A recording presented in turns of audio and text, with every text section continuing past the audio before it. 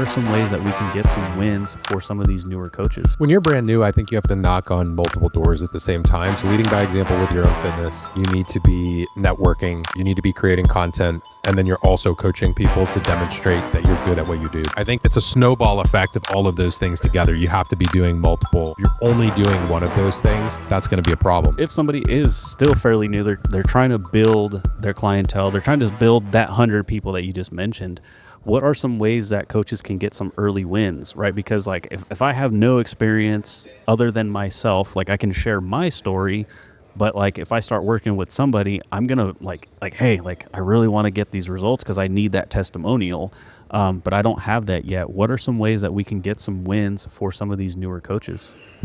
So you're saying outside of coaching someone to get the testimonial, is there anything else they could do? Yeah, just again, because you're talking about like, okay, I got that person a win, whatever that win is, and that person's now going to tell their friend group, and then it's like, so, okay, cool, now I have some credibility within this circle. So far, they haven't gotten that first win. How do you think they can start implementing some strategies to start getting just like, again, a more positive traction with people?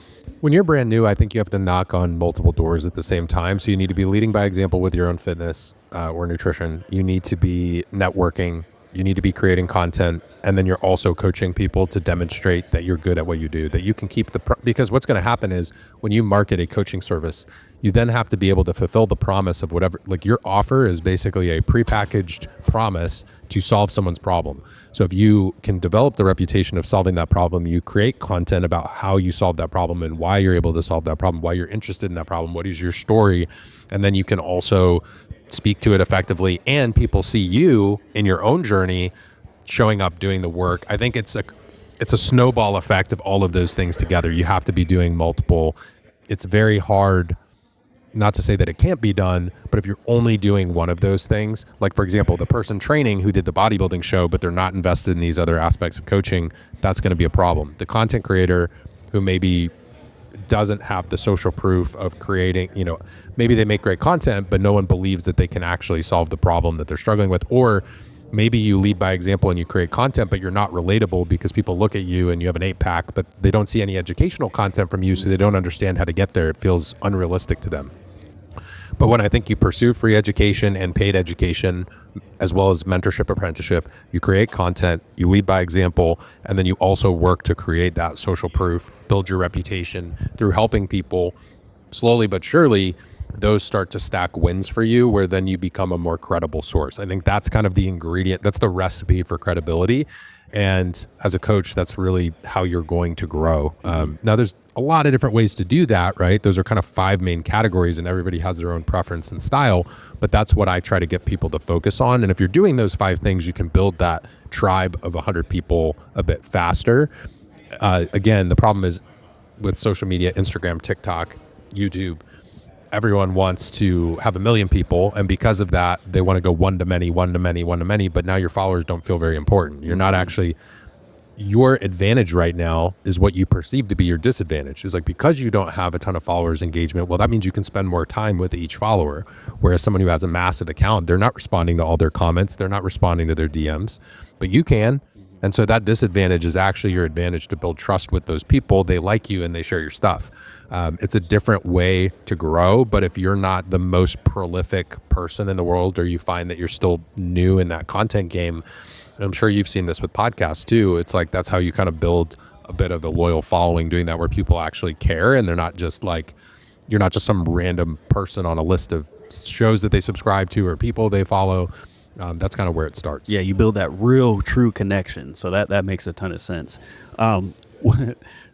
Again, if we're still focused on kind of like somebody that is fairly new, there's a really good chance that new person is going to give their first couple clients everything for like dirt cheap.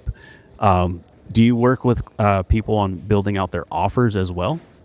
So we have, certainly. I would recommend, it's okay that there's discrepancy between price to value at the beginning, because you're trying to prove yourself, right? Yeah. So you may need to have another job in the short term while you get this off the ground with your first 2 to 5 clients. And what a lot of people do is they put so much pressure on themselves, and then they don't have the experience to charge those premium rates. And if they try to, then they disappoint the client who signs up. and then they create a negative word of mouth effect and negative reputation. So as much as it may feel like it kind of sucks at the beginning, that you feel like you're almost like interning, or you're doing some work for free, or you're getting your hands dirty, or you're undercharging. Again, don't do that forever, but there might be a little tiny segment at the beginning for your first 3 to 5 people where you need to do it because you've got to get the kinks out of that offer. Otherwise, you're providing a bad experience that you're overcharging for. It would be better to build an amazing reputation, and the price to value discrepancy is so significant that people are those raving fans. And then after that, you can gradually raise those prices over time. But I just view an offer as like, it's just this prepackaged solution to someone's problem. But in a way, when you convert someone into that offer, you're making a promise to them that you're going to help them. And so 2 things that will end up pissing off a client is like unfulfilled expectations and miscommunication. So if you charge a lot and you don't have the skills to back it up, they are going to have unfulfilled expectations, and it creates this massive disconnect. There's a miscommunication too in the way that a lot of people, what they think that they're able to do or what they think they can do as a coach versus what the client's actually receiving. That just leads to disappointment. And then when people start to kind of resent the fact that they gave you their money as a coach, like that's not a good place to be at all. So until you have that confidence, you build that up, and you know that you can genuinely provide someone with a really good experience, it's good to just be open and honest in the beginning. Like if you are new, people will resonate with the fact that you might actually inspire people who follow you who want to pursue a side hustle, or maybe they're really interested in carpentry, or they want to work on cars, or they have everyone's got their passion, right? And so even if they may not necessarily hire you or be interested in fitness, they might just resonate with the fact that you're following your dreams and, you have goals, aspirations, vision. So there's something to be said for that. And I think people respect the honesty of, hey, I'm starting out with this, and so I'm going to do 3 to 5 case studies because I want to really solidify my craft.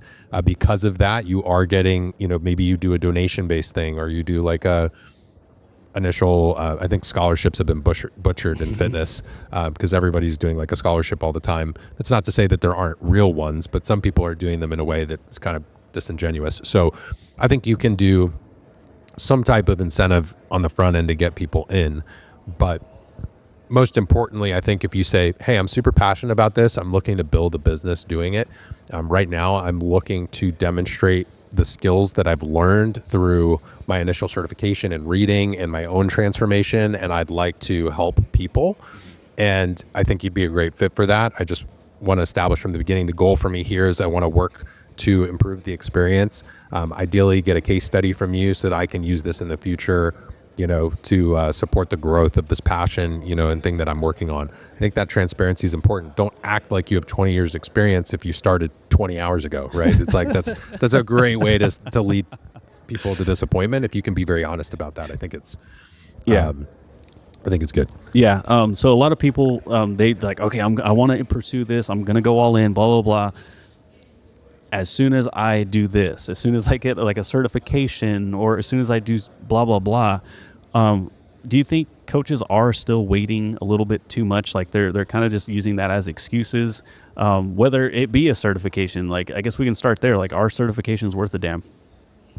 I think it depends on the program. Mm-hmm. So some are not. That's could be a whole conversation for another time. I know. But I do think doing that initial step is very important. Okay. Now, with that said, are there people who kind of are looking for an artificial permission slip, like from their grandma or their football coach or like their sister, or people in their life who are never going to understand why this is important to you? So there are many people who put their goals and dreams on the back burner and then kind of sit around and they think that it's... I actually told this story at our live event last month. And I think many people in their business, this isn't limited to health and fitness professionals, but we're raised in a society where you like need a hall pass to go do, or you need a bus note to go to your friend's house, or you got to get the permission slip to go on the field trip. And so many people go through life like that. They're waiting for someone else's stamp of approval to be able to go chase their dreams. And that's not how it works. It's like you're going to do it and you're building the parachute on the way down. And when you land, then everybody else is going to be like, oh my God, that was so amazing. I believed in you the whole time. And really, like when you actually needed the help, people didn't really understand. But you taking action creates not only the proof for yourself, but also the people around you that you're serious about it. Because how many people do they hear all the time that's like, oh, I'm going to quit that job one day, or I'm going to do this thing. And most people that they interact with don't honor that commitment. They don't follow through. And so if you're going to be one of the rare few who do, you have to walk that path, sometimes on your own. And then later, after you've gotten a little bit down the path, as you're looking back, people are then going to provide more support.